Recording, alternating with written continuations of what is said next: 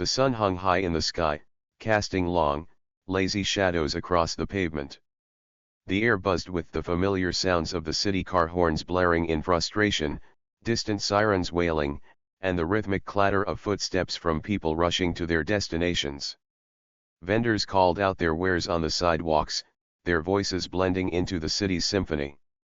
It was the kind of day that seemed like any other, the kind where no one expected anything unusual to happen. Among the crowd of hurried pedestrians, there stood a man at the corner of the street, waiting patiently. He wasn't rushing like the others, nor did he seem bothered by the chaos around him. He was dressed in plain, unassuming clothes, a simple jacket, dark trousers, and scuffed shoes that had clearly seen better days. His face was calm, almost serene, framed by the dark glasses perched on his nose. In his right hand, he held a white cane, its tip lightly resting against the pavement. To anyone passing by, he was just another blind man trying to make his way through the bustling city. People barely glanced at him as they walked past, too preoccupied with their own lives to notice him standing there. Cars zipped by, their drivers oblivious to his presence as they weaved through traffic, eager to get to their next destination. But this man wasn't as ordinary as he seemed. A little farther down the street, a group of bikers had gathered, their loud engines growling like restless beasts. There were 5 of them, each seated on an oversized motorcycle that gleamed under the sunlight. Their leather jackets were adorned with patches and symbols, marking them as part of a gang known for their rowdy behavior and love of causing trouble. The leader of the group, a burly man with a thick beard and a pair of mirrored sunglasses, revved his engine loudly, drawing the attention of those nearby. The sound echoed down the street, turning heads and causing a few startled pedestrians to step aside. His companions laughed, their voices brimming with arrogance and mischief. It was clear that they thrived on the reactions they got from people. Whether it was fear, annoyance, or even awe, they didn't care, as long as they were the center of attention. And today, they were on the hunt for entertainment. As the blind man waited at the corner, the bikers noticed him. Their laughter grew louder, and they exchanged looks that spoke volumes. To them, he was an easy target, vulnerable, defenseless, and completely unaware of the trouble heading his way. The leader smirked and tilted his head toward the man, signaling to the others. They revved their engines in unison, the deafening roar cutting through the afternoon air like a knife. People on the sidewalk stopped and turned, their expressions a mix of curiosity and concern. The blind man, however, remained still. He didn't flinch or react to the noise. He stood there, his cane lightly tapping against the edge of the pavement as if testing the ground.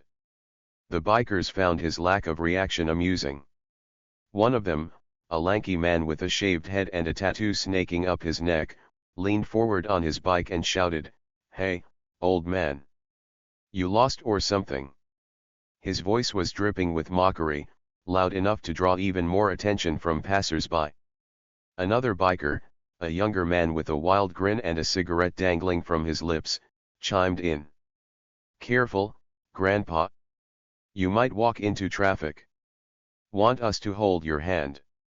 Their laughter echoed down the street, and a few onlookers shook their heads in disapproval. But no one stepped in. No one ever did in moments like this. It was easier to turn away, to pretend they hadn't seen or heard anything. The blind man didn't respond. He remained as still as a statue, his face expressionless behind his dark glasses. To the bikers, his silence only added to the fun. They saw it as confirmation of his helplessness, a sign that he couldn't do anything about their taunts.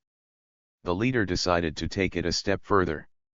He revved his engine again, louder this time, and inched his bike closer to the man. The front wheel stopped just short of the man's cane, barely a breath away. "Careful there, buddy," the leader said, his voice laced with fake concern. "Wouldn't want you to trip and hurt yourself." The others howled with laughter, their voices carrying over the noise of the city. A few pedestrians glanced nervously at the scene, but no one dared to intervene. The bikers were intimidating, their sheer presence enough to keep people at bay. Still, the blind man didn't move. He didn't even turn his head toward the source of the noise. It was as if he didn't hear them at all, or maybe, he just didn't care. The leader's smirk faltered for a brief moment, but he quickly covered it up with another mocking laugh. "What's the matter? Cat got your tongue?" he jeered. One of the bikers leaned over to his friend and whispered something, prompting another round of laughter. "Maybe he doesn't speak English," the younger biker shouted, his cigarette bobbing as he spoke. The blind man finally shifted. It was a small movement, a slight tilt of his head, as if he were listening more closely. Then, he tapped his cane twice against the pavement, the sound sharp and deliberate. For a moment, the bikers hesitated. There was something unsettling about the way he moved, something that didn't quite match the image of a helpless blind man they had in their minds. But the moment passed quickly, and their arrogance returned in full force. The leader revved his engine once more, the sound almost deafening at this point. He leaned forward, close enough that his shadow fell over the man. "You're in the wrong place, old man," he said, his voice low and threatening. "Why don't you go back where you came from before you get hurt?" The blind man didn't respond immediately. He stood there for a moment longer, his cane resting against the ground. Then, he lifted his head slightly, and for the first time, he spoke. His voice was calm, steady, and unshaken by the chaos around him. "You should be careful who you pick on," he said, the words cutting through the air like a blade. The bikers froze. The crowd that had gathered nearby fell silent. There was something in his tone, something firm and unyielding that caught everyone off guard. The leader's smirk returned, but it was weaker now, less certain.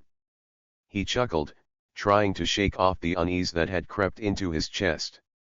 "Oh yeah? And what are you gonna do about it?" The blind man didn't answer. Instead, he took a single step forward, his cane tapping against the pavement with a deliberate rhythm. The sound echoed louder than it should have, ringing in the ears of everyone who was watching.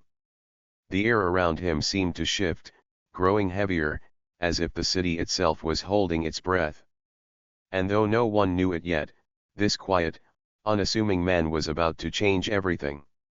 The blind man's calmness wasn't what anyone expected. In the middle of the chaos, the roaring engines, the taunting laughter, the tension radiating from the bikers, he seemed unaffected. It wasn't indifference.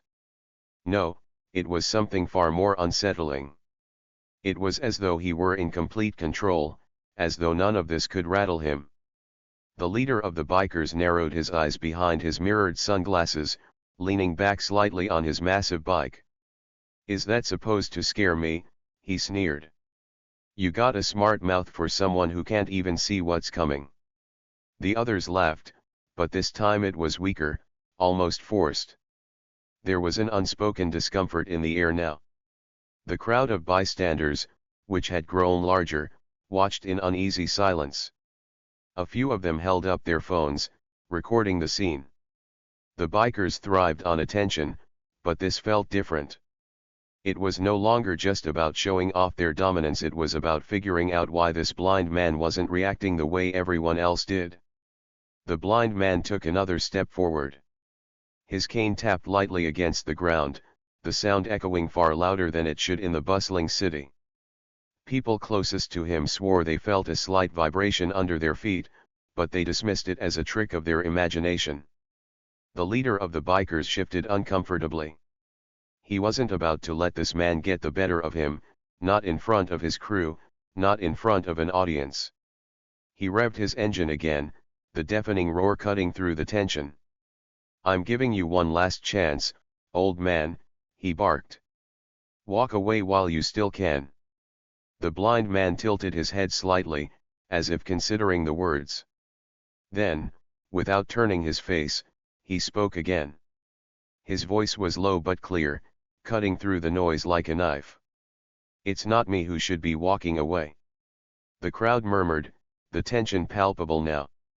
The bikers glanced at one another, their confidence wavering ever so slightly. The leader wasn't ready to back down. He couldn't afford to not when everyone was watching. "Is that so?" he said, his voice dripping with mockery. "All right then, let's see what you've got." He revved his engine once more, this time lurching his bike forward. The massive machine came within inches of the blind man, the front wheel practically brushing against his cane. Gasps rippled through the crowd, but the blind man didn't flinch. Instead, he did something no one expected. With a smooth, almost casual motion, he raised his cane and tapped it against the front wheel of the motorcycle. The sound was soft, almost imperceptible, but the effect was immediate. The roaring engine sputtered, and the entire bike shuddered violently before going completely silent. The leader blinked in confusion, twisting the throttle repeatedly, but the bike refused to respond. The machine, which moments ago had been a roaring beast, now sat lifeless beneath him.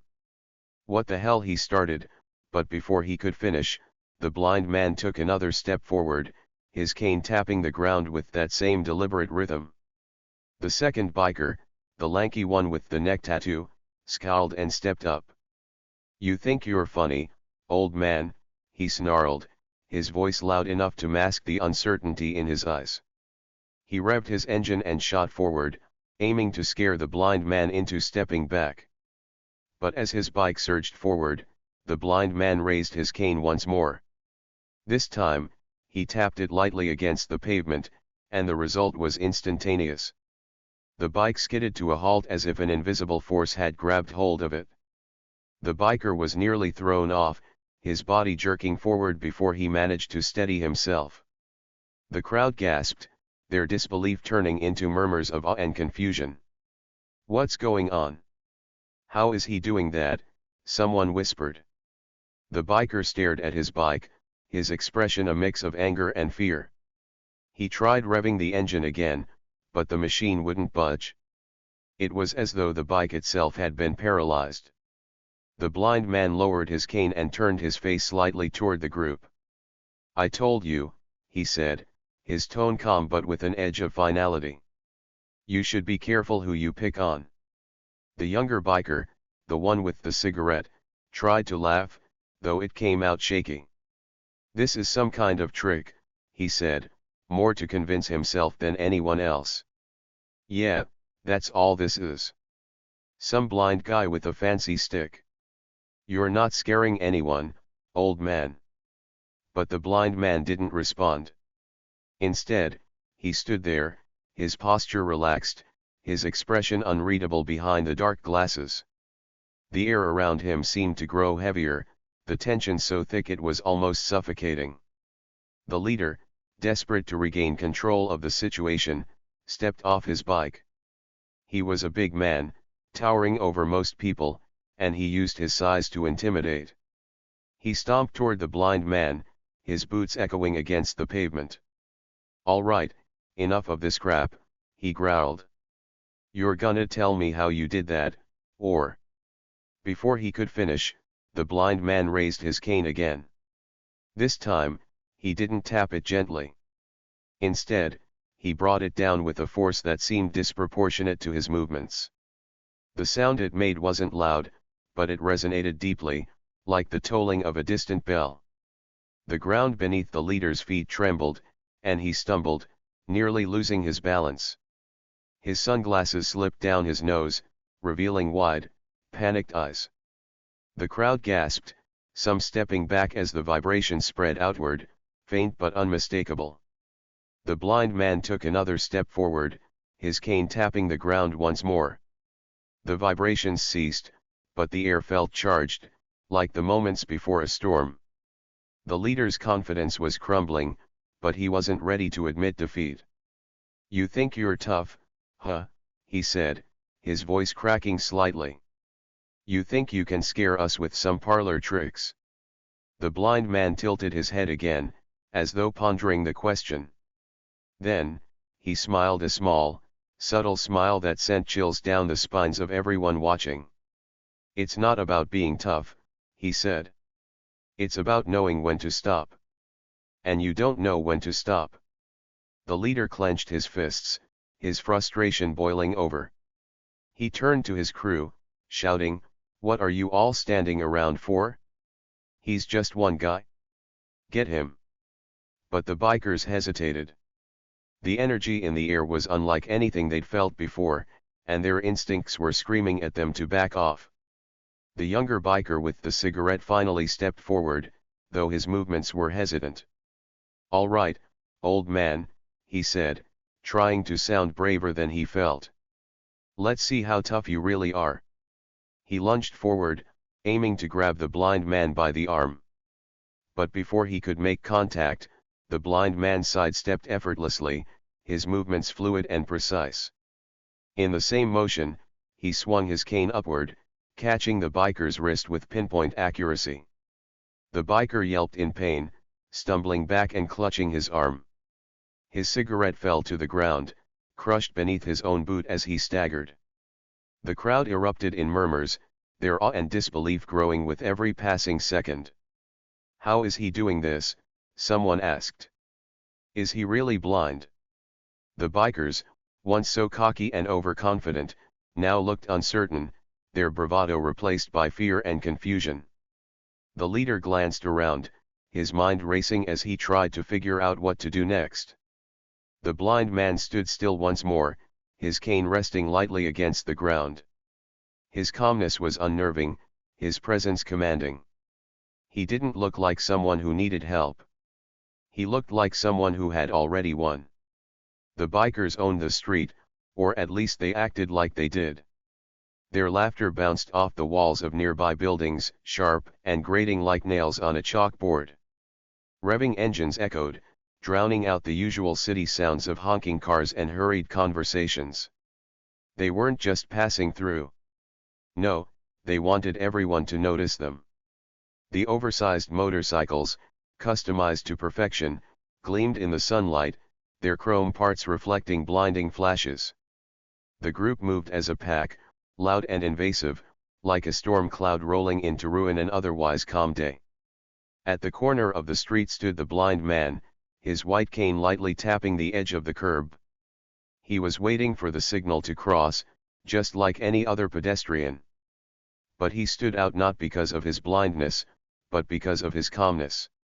In a world rushing at full speed, he seemed content to move at his own pace, unaffected by the chaos around him. The bikers noticed him immediately. They thrived on attention, and the man's lack of reaction irked them.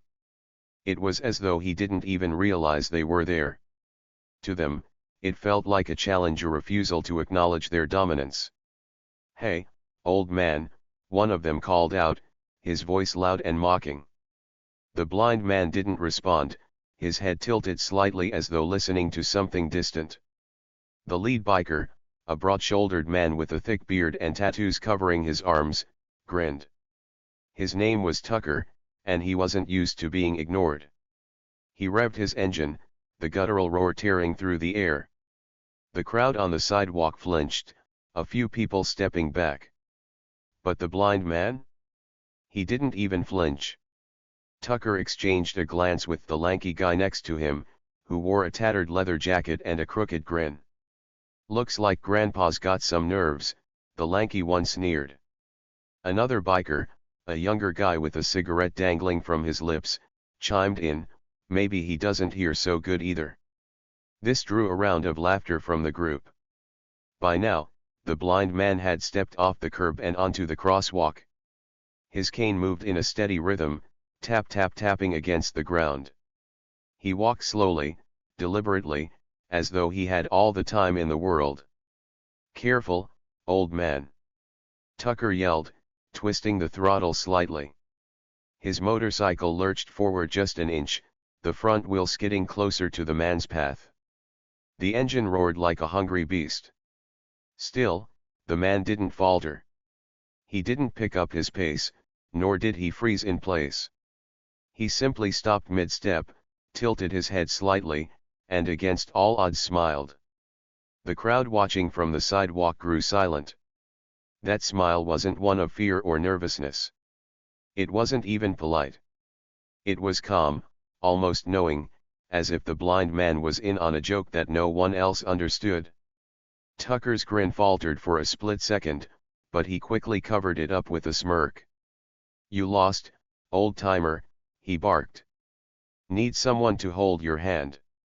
The others laughed again, their voices loud and forced. But there was something different in the air now, a subtle shift that the bikers didn't fully notice yet. The blind man's silence was starting to unnerve them. Without a word, the blind man resumed walking, his cane leading the way. The steady tapping echoed louder now, as if the world had gone quiet just to amplify that sound. Tap. Tap. Tap. Each step brought him closer to the middle of the crosswalk, where the bikers had positioned themselves like predators blocking a prey's path. Tucker revved his engine again, louder this time, the sound reverberating like thunder. He inched his bike forward once more, the front tire nearly brushing the tip of the man's cane. Gasps rippled through the onlookers. Someone muttered, "Is he crazy? Why doesn't he stop?" But the blind man didn't stop. Instead, he paused once more, standing perfectly still. Then, he tilted his head again, as though listening to something only he could hear. Tucker leaned forward on his handlebars, his smirk now stretched into a sneer. "You got a death wish or something?" he asked, his voice lower now, almost growling. The man's response was simple, almost too quiet to hear. "No," he said, his tone calm and unshaken. "But maybe you do." The bikers stopped laughing. The crowd on the sidewalk fell completely silent. Even the distant sound of cars and city life seemed to fade into the background. All that remained was the blind man's voice, soft but steady, and the tension hanging heavy in the air. Tucker barked out a laugh, though it sounded forced. "You're funny, old man. Real funny. But jokes won't save you." He twisted the throttle again, this time surging his bike forward a full foot. The bike's front wheel passed within inches of the blind man's leg, close enough that the wind from its movement ruffled his pants.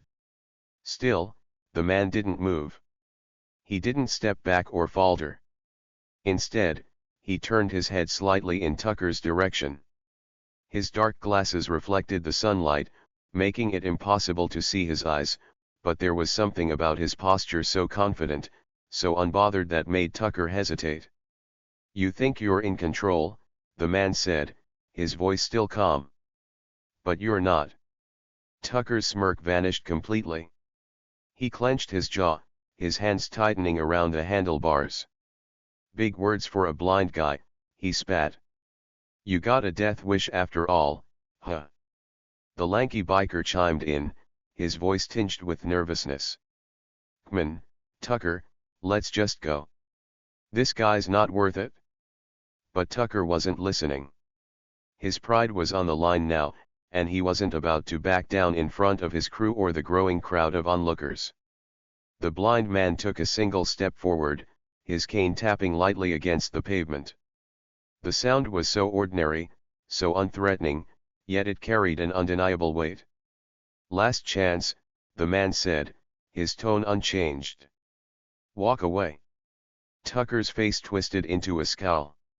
He revved his engine one last time, the deafening roar shaking the air. "Make me," he growled. The crowd held its breath. The blind man smiled again, that same calm, knowing smile that had started this entire confrontation. And then, without warning, he moved. It wasn't much, a simple shift of his weight, a small movement of his cane, but the effect was immediate. Tucker's bike jerked violently, the front wheel spinning out of control. He shouted in surprise, struggling to steady the massive machine, but it was no use. The bike tilted sharply to one side, and Tucker had no choice but to jump off to avoid being pinned beneath it. The motorcycle crashed to the ground with a deafening clatter, the sound reverberating through the street like a final warning bell. The crowd erupted into gasps and murmurs, their disbelief palpable. "How did he do that?" someone whispered. The blind man stood still once more, his cane resting lightly against the ground. He didn't say a word. He didn't need to. Tucker scrambled to his feet, his face red with a mix of anger and embarrassment. "What the hell was that?" he shouted, his voice cracking slightly. The blind man turned his head toward him, his smile gone now. "I told you," he said simply. "Walk away."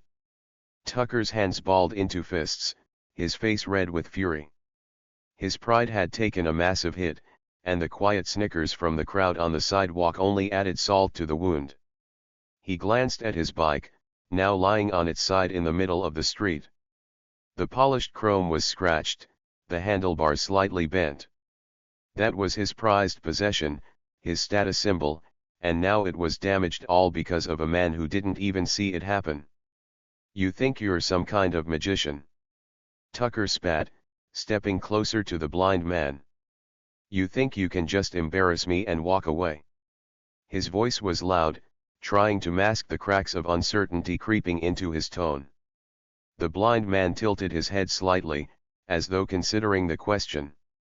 "No magic," he said calmly, tapping his cane once on the pavement. "Just skill. And the ability to see what you cannot." The irony of his words wasn't lost on the crowd, and a few of them murmured in agreement. Tucker, however, wasn't amused. He glanced back at his crew, who were now shifting uncomfortably in their seats.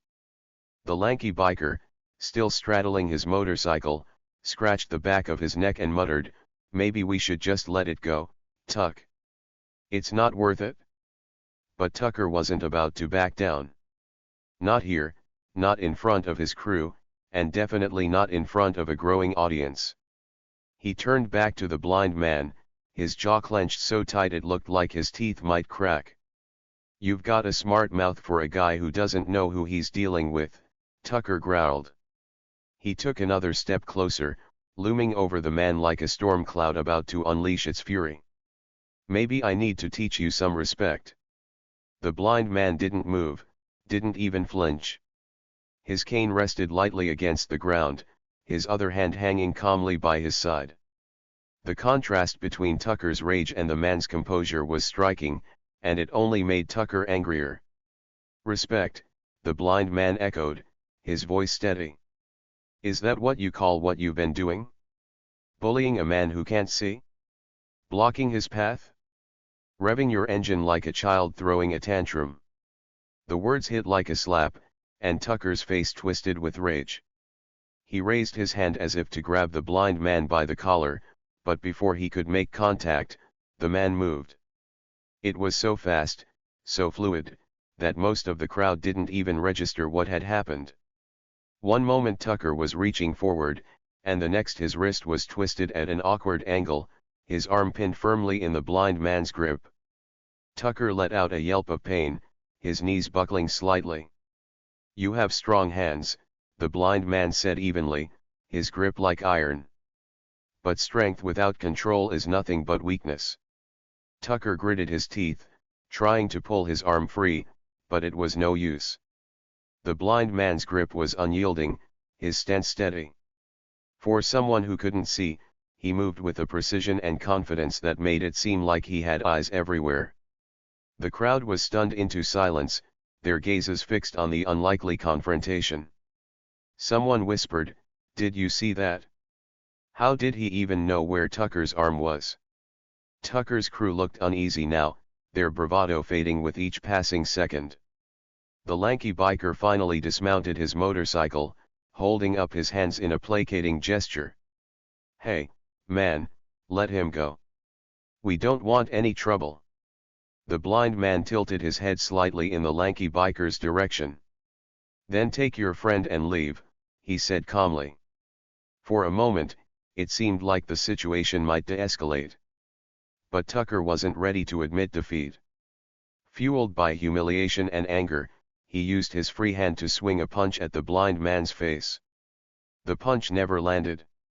With a swift motion, the blind man released Tucker's arm and stepped to the side, allowing the punch to sail harmlessly past him.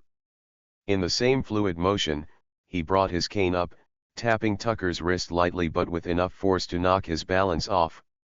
Tucker stumbled forward, his momentum carrying him into an awkward sprawl on the pavement. The crowd gasped, a mixture of shock and awe spreading through the onlookers. Tucker scrambled to his feet, his face now red with both rage and embarrassment. "You think this is over," he snarled, his voice shaking. The blind man straightened, his cane once again resting lightly against the ground. "It was over the moment you underestimated me," he said simply. Tucker's crew was now visibly uneasy, their earlier confidence completely gone. One of them, a stocky man with a bandana tied around his head, muttered, "Tuck, maybe we should just cut our losses. This guy's different." "Different?" Tucker snapped, turning on his crew. "He's just some blind guy with a stick. You're really gonna let him show us up?" But even as he spoke, Tucker's own confidence was crumbling.